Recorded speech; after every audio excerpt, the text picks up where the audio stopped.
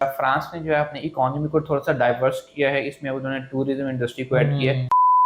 France is the world's fourth important destination in European countries. बहुत सारे ऐसे institute हैं जो 50% स्कॉलरशिप भी दे रहे हैं।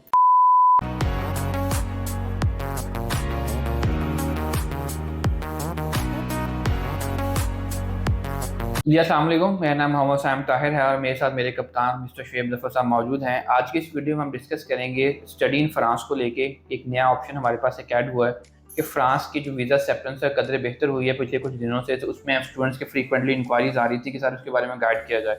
तो हम कुछ इंपॉर्टेंट पॉइंट्स जो हैं फ्रांस के रिलेटेड हम उसको डिस्कस करते हैं। जी सर, कैसे हैं आप? ठीक ठाक हैं? अल्हम्दुलिल्लाह जी। जिस तरह आपने कहा कि फ्रांस ने को थोड़ा सा मोहब्बताना अपना हाथ आगे बढ़ाया किया है है। जी, मोहब्बत बड़ा पाकिस्तान के को देखा जाए हाँ जी, तो बिल्कुल ऐसे ही वीज़ा रेशो बहुत अच्छी है। और अगर हम देखें तो फ्रांस ज़ाहिर बात है यूरोप यूनियन का बेस्ट मेंबर है कंट्री का, बिल्कुल ऐसे और ही। शेंजन जोन में भी आता है। जी, फ्रांस बहुत ही इम्पोर्टेंट कंट्री है शेंजन जोन में। समझ, शेंजन जोन में अगर हम देखें ना तो बहुत सारे कंट्री लाइक जर्मनी हो गया, बहुत सारे स्टूडेंट जाते हैं जर्मनी में, बिल्कुल उसकी ऐसे एक ही। रैंकिंग है। तो हम ये कहते हैं कि अब जर्मनी भाई अप्लाई ना करें इस वक्त, ठीक है, उसमें अपॉइंटमेंट्स की बहुत ज़्यादा इश्यूज हैं, तो आप फ्रांस की तरफ आएँ।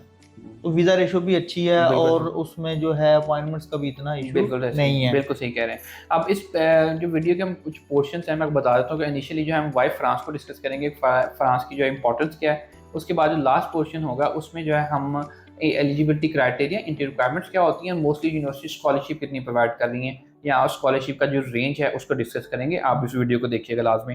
अच्छा, उसके बाद क्विकली अगर हम देखें, इसका जो कैपिटल है पेरिस है, ठीक है। ऑफिशियल लैंग्वेज फ्रेंच है आपकी, लेकिन आपकी जो इंग्लिश क्वालिफिकेशन है, आपकी जो यूनिवर्सिटी की लैंग्वेज है वो इंग्लिश लैंग्वेज है। इंग्लिश लैंग्वेज में आपको कोर्सेज जो है पढ़ाए जाते अगर देखा जाएगा फ्रेंच भी बंदा सीख लेना तो बहुत सारे कंट्रीज में as a language official language French है, हैं। लाइक हाँ, कनाडा, यस, बिल्कुल ऐसे ही। ठीक है ना। तो फ्रेंच इटसेल्फ लैंग्वेज बहुत हाँ ही जी, पॉपुलर है। बिल्कुल ऐसे ही।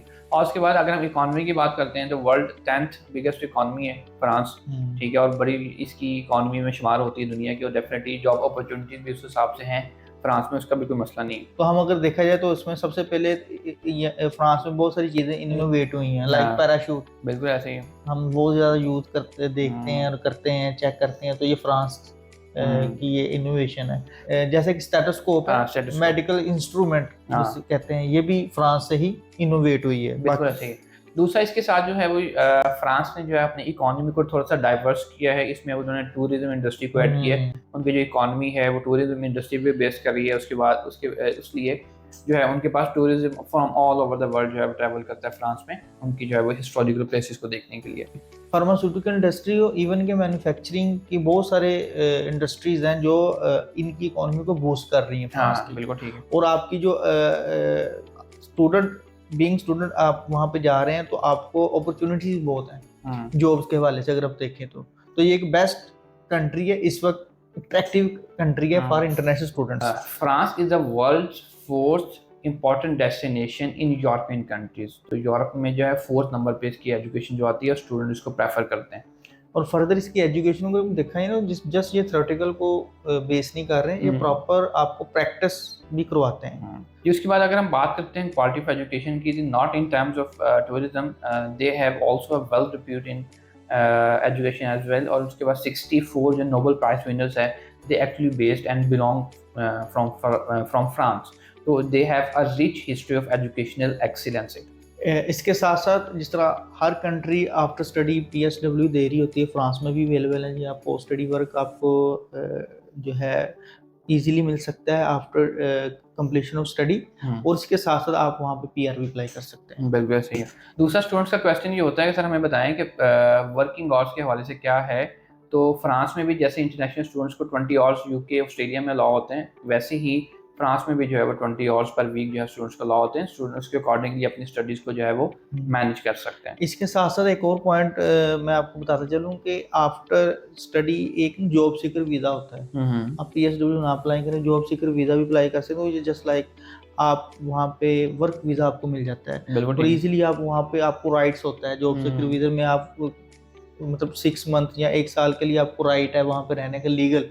तो उस दुरानिये में जो उस ड्यूरेशन में स्टूडेंट वहाँ पे रहता है और अपनी जॉब हंटिंग करता है और जॉब मिल जाती है उसको बिल्कुल इजीली। ठीक। तो जी सर, आप काइंडली मुझे आप बताएं स्टूडेंट्स के पर्सपेक्टिव से कि इसमें जो फी रेंज होती है वो किस रेंज में आती है यूरोस में, अगर हम बात करते हैं? कोस्ट टू कोस्ट डिपेंड कर रहा होता है। मास्टर्स की थोड़ी सी ज़्यादा फीस है, मतलब 5,000 ज़्यादा फीस है। ठीक फॉर है। एग्जांपल अगर बैचलर्स की फीस है 15,000 तो मास्टर्स की 20,000 है। तो बहुत सारे ऐसे इंस्टीट्यूट हैं जो 50% स्कॉलरशिप भी दे रहे हैं। ठीक है। और इसमें मोस्टली पब्लिक फंडेड इंस्टीट्यूट है और प्राइवेट फंडेड इंस्टीट्यूट है। जो पब्लिक फंडेड इंस्टीट्यूट उनकी फीस इतनी ज़्यादा नहीं है, मगर उनकी एडमिशन रिक्वायरमेंट बहुत ज़्यादा है, टफ है, इजीली एडमिशन वहाँ पे पॉसिबल नहीं है। बट आपकी जो प्राइवेट इंस्टीट्यूट जितने भी हैं वहाँ पे वीक प्रोफाइल वाला भी स्टूडेंट वहाँ पे जा सकता है। बिल्कुल ठीक है। दूसरा सर, मुझे काइंडली ये भी बता दें कि क्या स्टूडेंट को भी इंग्लिश लैंग्वेज टेस्ट करना होगा या उसका without any English language test हो सकता है, कोई पॉसिबिलिटी है? जी, MOI पे इंग्लिश प्रोफिशिएंसी लेटर पे आपका एडमिशन पॉसिबल है। इवन कि आपने इंटरमीडिएट किया हो, बैचलर्स में जा रहे हैं तब भी, और मास्टर्स के प्रोग्राम के लिए भी। अगर आइल्स की है या PT की है तो ज़ाहिर बात है वो तो है ही है।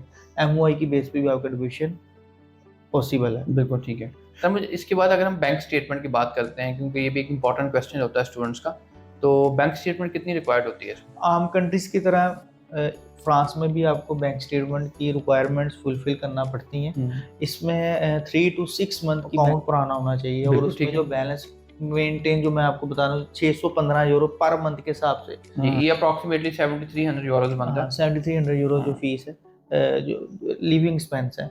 और इसके साथ साथ अगर आपने यूनिवर्सिटी की ट्यूशन फीस पे कर रहे हैं, फॉर एग्जांपल €20,000 फीस है, एग्जांपल दे रहा हूँ, तो आपने हाफ पे कर ली है, तो जो हाफ है 1 साल की वो भी आपने इसके साथ जो है शो करवानी है, जिस तरह UK में हो रहा है या ऑस्ट्रेलिया में हो रहा है। तो ये आपकी बैंक स्टेटमेंट होनी चाहिए 3 to 6 मंथ। अगर ये ऐसे है तो बहुत अच्छा है। फिर भी आप 2 मंथ की भी कर सकते हैं, 3 मंथ की, मगर 3 to 6 मंथ की होना पॉजिटिव साइन है। बिल्कुल ठीक है। वीज़ा के चांसेस ज़्यादा हैं। बिल्कुल ठीक है। ठीक है, तो ये बैंक स्टेटमेंट आपको शो करवानी पड़नी है। और इसका जो बैलेंस का मतलब ये है कि आप, ज़रूरी है कि 6 माह पहले ही आप इतनी जो अमाउंट करनी, मगर आप 6 मंथ के अंदर अंदर ये अपनी अमाउंट को मेंटेन रख सकते हैं। बिल्कुल ठीक हो गया, बिल्कुल सही है सर, बहुत शुक्रिया। सर अगर हम क्विकली आप हमें डॉक्यूमेंट्स का बता दें कि डॉक्यूमेंट्स कौन कौन से रिक्वायर्ड हैं? देखिए, ऑल एजुकेशन डॉक्यूमेंट है। बिल्कुल ऑल ठीक है। एजुकेशन डॉक्यूमेंट फ्रांस में, यूरोप का कंट्री है, ज़ाहिर बात आपको डॉक्यूमेंट अटेस्ट करवाने पड़ने जी, हैं। डॉक्यूमेंट अटेस्टेशन का सिनेरियो ये होता है कि पूरे यूरोप में जो है वो डिमांड करते हैं कि आपके डॉक्यूमेंट अटेस्टेड होने चाहिए रिस्पेक्टिव बॉडी से। अगर आपने बैचलर्स किया हुआ तो आपकी बोर्ड से होंगे, उसके बाद IBCC से होंगे।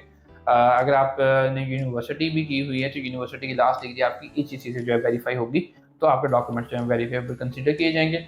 उसके बाद आपका प्रैक्टिस सर्टिफिकेट आ जाता है, वो मोफा से होता है अटेस्टेशन, बल्कि हम इस पर एक वीडियो भी बना चुके हैं कि आप ने जो है वो डॉक्यूमेंट अटेस्टेशन कैसे करानी है, तो आपको वहाँ से भी हेल्प मिल सकती है। तो अपने डॉक्यूमेंट्स को रेडी करके आप उसको प्रिपेयर करें और हमारे साथ अभी से फाइल करें। अच्छा, इस वीडियो को अब बनाने का मकसद जो है वो ये था कि हमारे पास एटलीस्ट आपके पास 6 मंथ का टाइम हो अपनी बैंक स्टेटमेंट को मेंटेन करने का और उसको स्टार्ट करने का, ताकि हम सितंबर इनटेक में अपने एडमिशन को सिक्योर कर सकें। अब that is the right time. जब भी हम अगर एडमिशन प्रोसेस स्टार्ट करेंगे तो we will definitely get our visa in August, तो हम अगस्त में ट्रैवल कर सकते हैं। तो that is the cause of making video in that particular time.